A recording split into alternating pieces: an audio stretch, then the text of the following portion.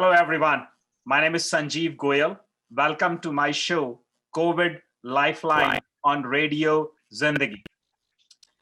COVID is here for more than a year. We are still struggling to understand the complexities of solving this big problem. CDC in America is changing the guidelines all the time based on the information they have. Global pandemic is pretty serious. A lot of people are dying in India. As a group, we started this organization called United Against COVID.live. And our purpose is bringing the people who understand what's happening at the ground, what's happening at the policymaker level, and provide the best information to all of you. Today, I have invited Ashish Chauhan. He is MD of Bombay Stock Exchange, IIT Bombay alum. But the biggest thing about him is he is very transparent. He's open. He's very supportive and, of course, loved by a lot of people. We are working with Bombay Stock Exchange to even distribute oxygen concentrator, which will be shipped very soon. Let's hear from him. What is the role of public services and what work are they doing? Ashish, welcome to our show. Thank you. Thank you, Sanjeev. Thank you, Radio Zindagi, for this opportunity. And I work in India. I work in a way in the epicenter of COVID second wave in India, which started pretty much in the state of Maharashtra, where I reside. Wow. And so I've seen it closely. So Ashish, is everybody okay in your family? Close family? Yeah, broadly okay. I mean, I think every family in India you talk to would have some stories about COVID, but that is true for America also, that is true for Japan also, and Germany. So I don't think any country has been untouched or any family has been untouched, except probably China, which stopped giving numbers after some time. Long time ago. So Ashish, you understand this extremely well, in my opinion. I wanted to really understand, in your opinion, specifically from policymakers' perspective, especially from our IAS officers, IPS officers, how are they working and what should be their role if they are not playing their role? Can you talk a little bit about that? The government of India was advised by its bureaucrats, by its scientific advisors. And that's why I think the Honorable Prime Minister took a decision on March 23, 2020, saying that India will close down fully for 70 days. Now, before that, he had already prepared people. People forget, sometimes we want to oppose our leaders, so we also want people to forget. But effectively, there were few Janta curfews, that is basically self-imposed curfews also before that day. And that is where basically even China had not closed down the entire country. Only Wuhan and Hubei province was closed down, not the entire China. But India took a decision. And I think that was a superb decision because it saved India a lot of misery in the early days of the disease where nobody knew what was happening. People were just dying and nobody knew how it spreads, what to do with it, what kind of disease it is. It is today also, after 1.5 years. Still, we don't know what the disease actually, how it propagates well and stuff like that, how to treat it. But those 70 days saved India a lot of misery. And I would give a lot of credit to the public service at that time. Yeah. The public servants. I'll tell you two things which were in my mind, and I had vociferously written to the government, to the Prime Minister's office, saying there are two things you need to do. One is maintain law and order. When there is chaos, no society can function. Anarchy, right? And there are people from outside of India, they want anarchy in India. There are people within India who also want anarchy in India. It happens in every country, right? Yes. And we saw in America also a lot of agitations, a lot of fights during those period in 2020.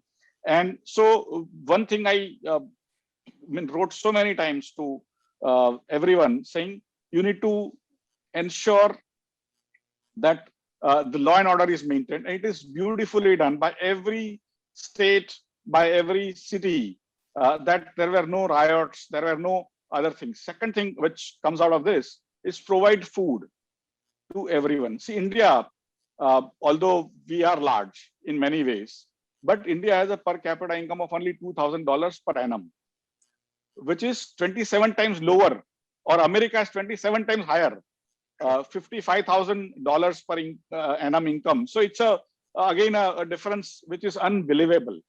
But to provide food to every poor person is the only way you sustain the society. Talked to a few IAS officers, especially young IAS officers, and I was blown away with their commitment to the society. They were literally pleading. I mean, these are like the top official.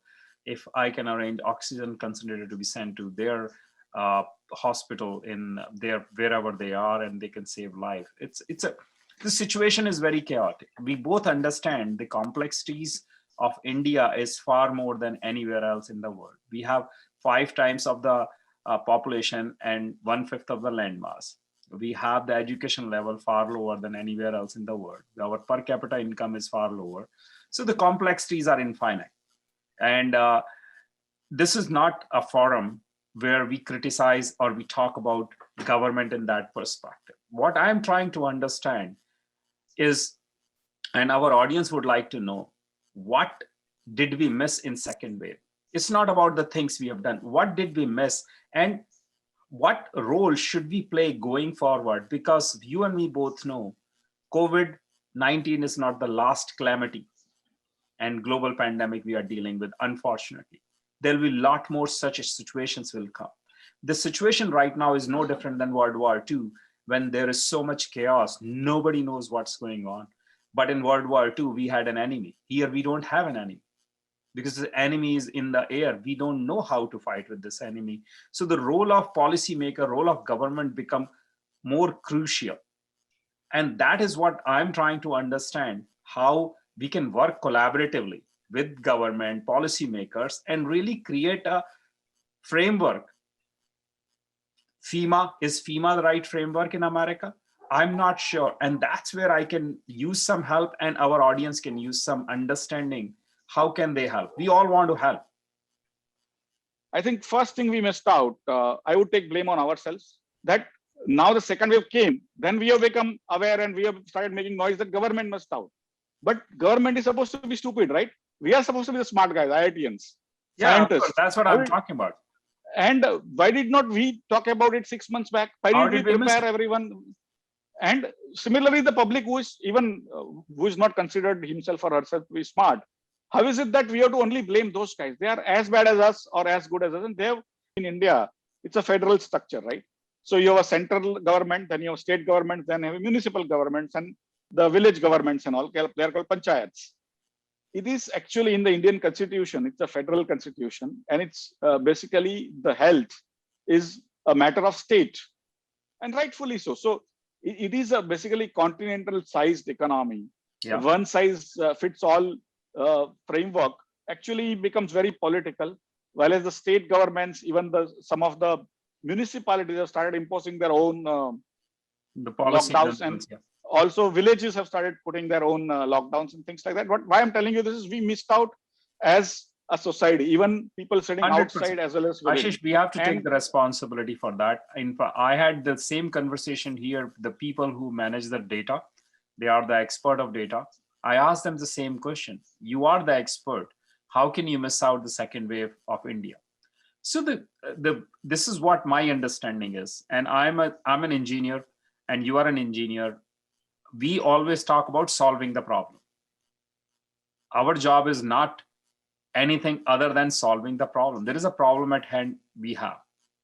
So 2 things are coming up. One is we can only predict things if we have the data. Now, in the case of COVID, the challenge, Ashish, is the data is global.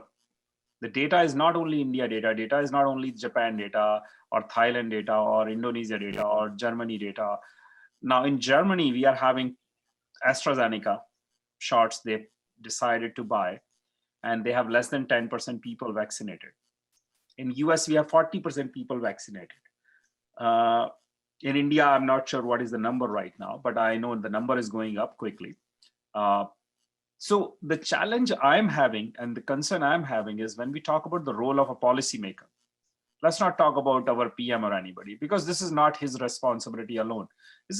We have an organization. India is independent for almost 74 years, going to be 75 years of India's independence. We have a very, very strong infrastructure to deal with these things. So question everybody is asking, all these policymakers, all these IAS officers, all these administration officers, there is so much of chaos right now that the district magistrate of Meerut doesn't know anything about Hapur or any other place. And they have to collaborate and work together to solve this problem. So the challenge I'm having is sitting here and one of the elite IITian, I wanted to solve this problem. And the question I have for you is, because you understand Indian market, India better than any of us, why there is not the level of collaboration should be. So I see the collaboration is missing at the senior official level. And what can we do going forward? It's not about backward, it's forward, to build a better infrastructure when it comes to at least collaboration, communication. Because I believe what has broke down is the communication.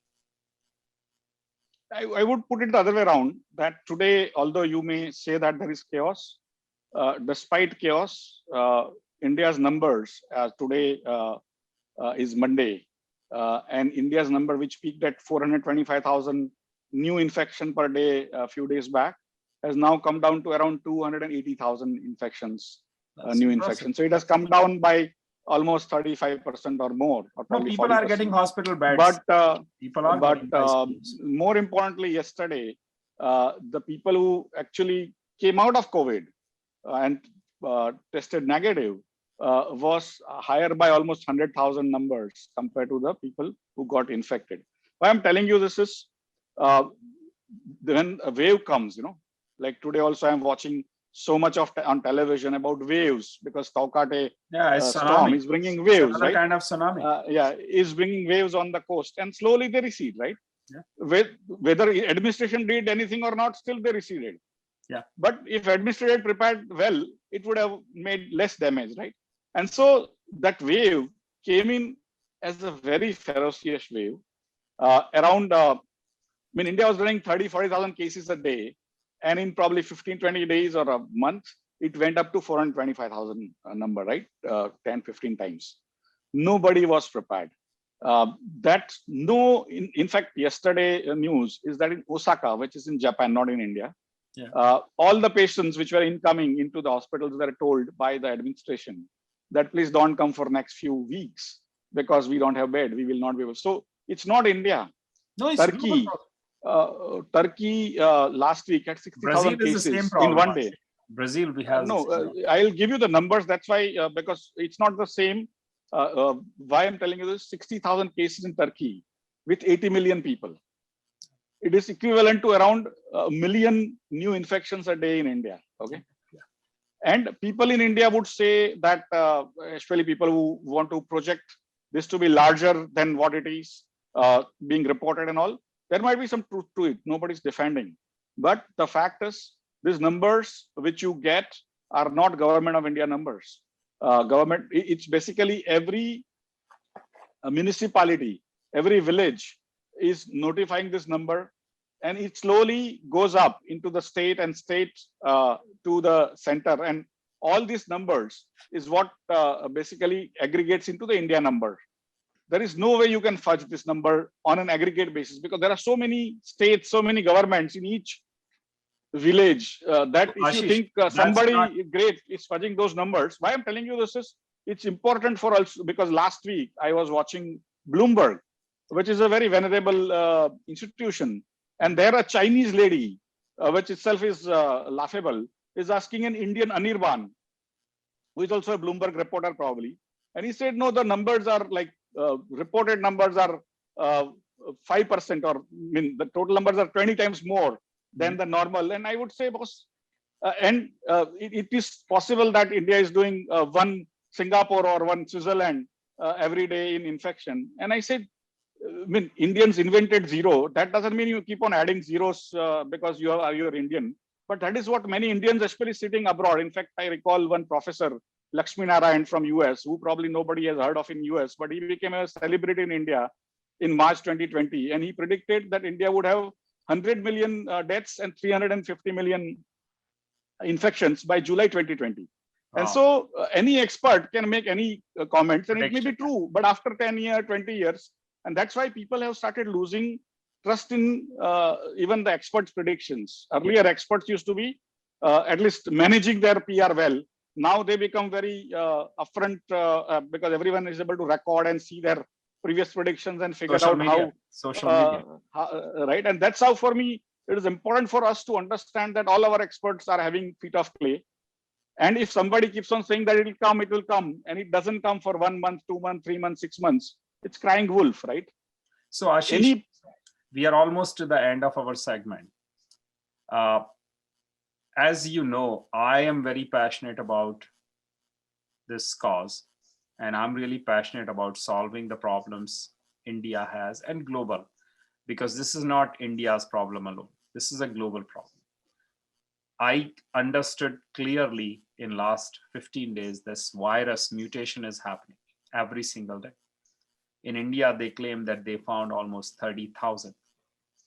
This number can be anything. We don't know the vaccine, can it resolve all these or not? So question is, as a society, as a community, as policymaker, what message you have for all of us, and what can we do together? And we really want to do something, because criticizing someone won't solve anything. You and me both.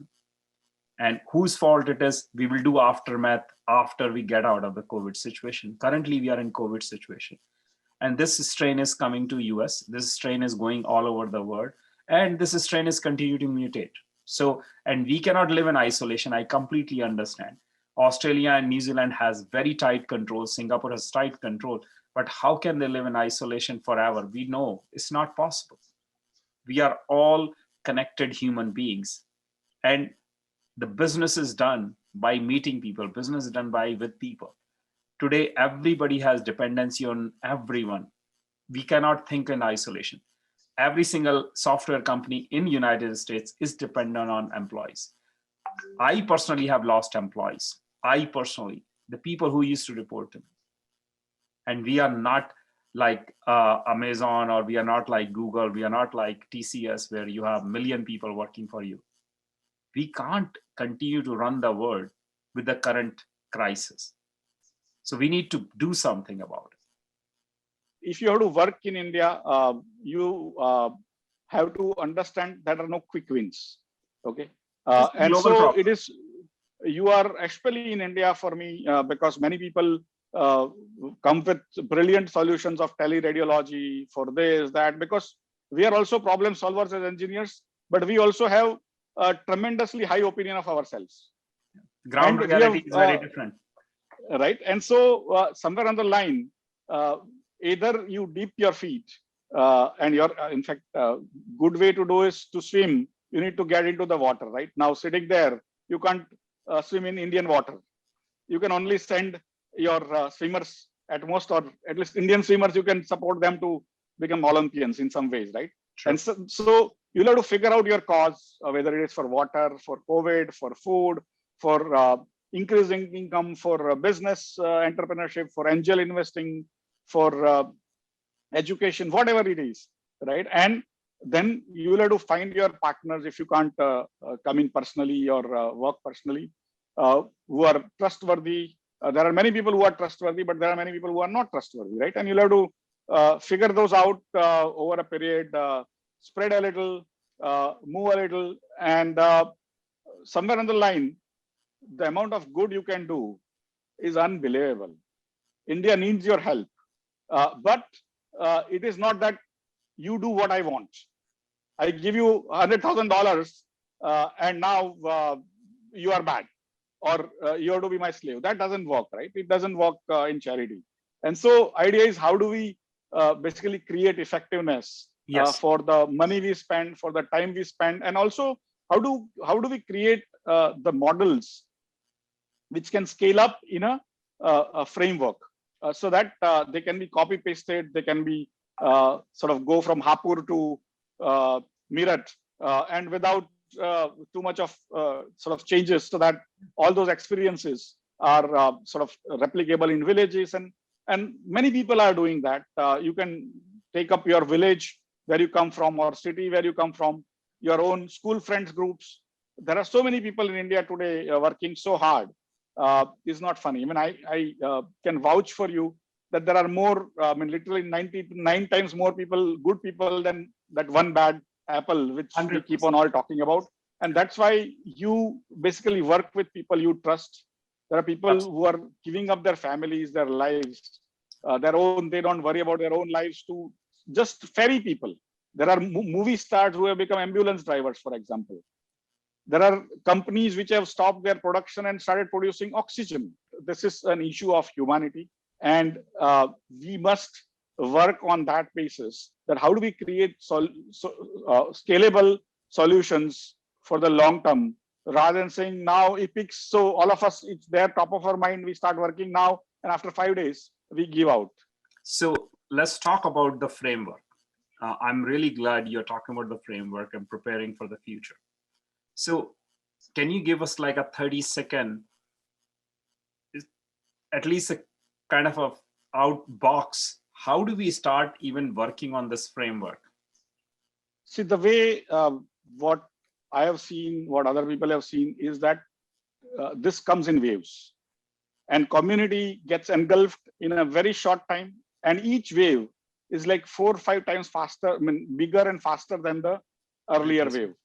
For me, one dose of vaccine is a huge protection against not having a vaccine. And there, India is accounting for 22% of world's vaccinated population. Is not bad at all. I wouldn't say it's a great achievement, but it's not bad at all. And let's give credit where it is due. In terms of, one is how do we stop this thing from happening? That is vaccination.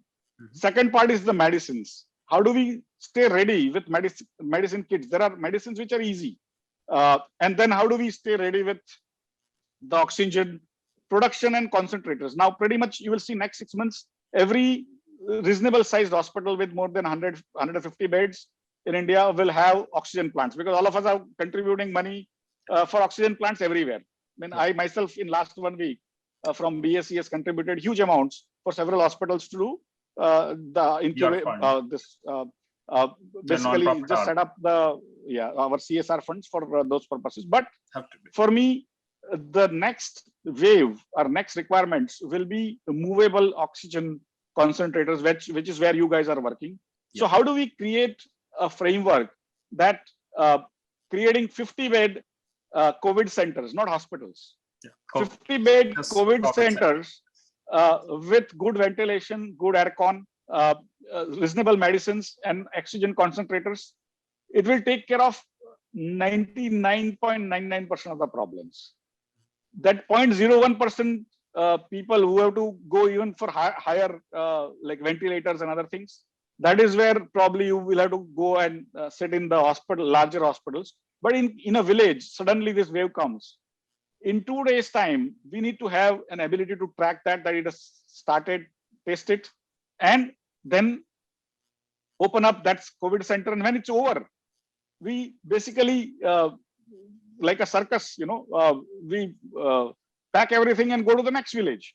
And I'm really glad you talked about it's not just a responsibility of government or policymaker. It's a joint responsibility. Every single citizen is responsible. And personally, there is a huge contribution of India in my own success, where I am, what I have accomplished. And none of us sitting in America forget that. We believe this is our privilege to be of some help to our Janmabhoomi. And that's the emotion everybody is working. I'm so glad to have you on our show today. Thank you very much for your time.